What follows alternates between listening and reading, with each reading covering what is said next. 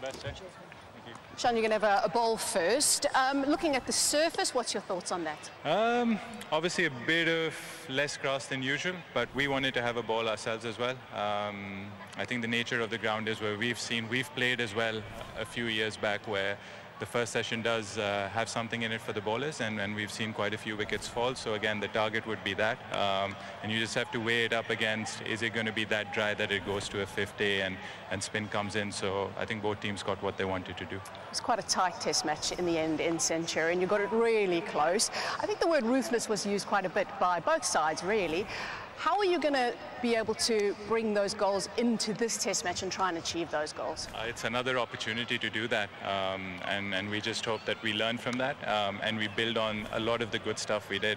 I think you can use the word ruthless and look at what went wrong, but I think a lot of things went right. There were a lot of good performances, good team performances, but also some good standout individual performances, and you want them to end up in the winning side.